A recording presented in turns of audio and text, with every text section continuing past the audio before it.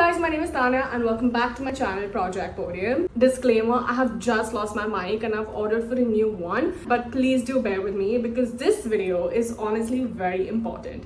It's about what went wrong with Ferrari in Hungary. I have done intensive research and there are two parts of the video. One is what Ferrari has given out as a statement after the race, and one what George Russell and a lot of analysts have spoken about. So I am going to decode both the parts, and welcome to my channel. The weekend, which was meant to be for the Tifosis, we had a beautiful lap by Charles Leclerc where even he was surprised on how he got pole position. In the first stint of the race, he was comfortably leading and was also going to overtake the McLarens over speed and strategy. But then the machine broke down. We all heard the post-race interviews. So was Ferrari lying or was George Russell just making drama out of it? On qualifying day in Hungary, Q3 was the hottest session yet.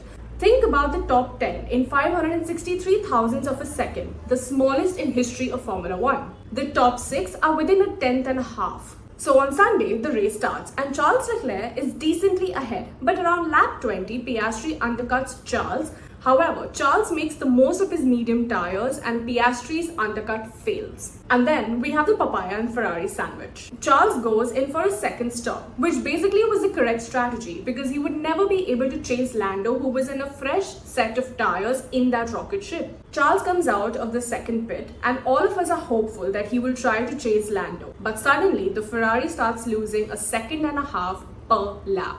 Lando flies away. Piastri catches up and flies away as well. And then George Russell overtakes Charles Leclerc and he moves ahead. Charles Leclerc spent 40 laps thinking of victory. But then let's talk about all the theories that are out on the internet about what went wrong with Ferrari at the Hungarian Grand Prix. According to Charles Leclerc and Fred Wasser, it was a chassis fail. They said that it was not a concern of the power unit, but the car broke down.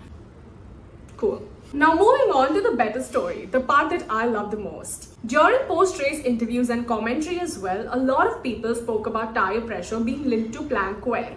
If it deflects too much, then it wears out the plank. If you inflate more, the tires compress less. The car remains more race, so it deflects less and wears out the plank less. I know that this information is a bit confusing, but bear with me. I will explain it in easier terms. According to Russell, we assume that Charles lost space because they raised the pressure a lot to reduce plank consumption.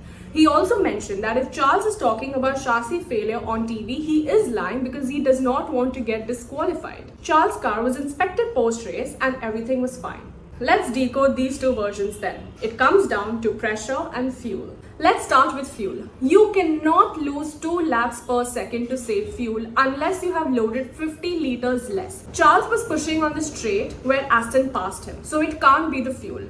Did Charles really have the limit with plank consumption? Charles in the first stint was asked to set the SF1 mode. SF1 mode cuts power at the end of the main straight, which means that if you are pushing like an animal, then it consumes the plank more. He was also asked to slow down at turn 11, which is the fastest corner of the track. That means that they were trying to reduce plank wear. Lower the car runs, the faster it goes, but it uses plank wear. He was asked to do the same at turn 11 in the second stint. So a lot of analysts, including George Russell, spoke about how Ferrari tried to manage plank, which we spoke about in the first half of the video. And I don't know if you noticed, but in the second pit stop, they also changed the front of Charles Leclerc's car without informing him. And this is what Charles was crying about on the radio, that he should be informed so that he knows what he's getting into while he's racing. Why did Ferrari do this? Was Charles Leclerc and Fred Wasser actually lying on TV? We are never going to know, but I have a feeling that it is all about the plank wear.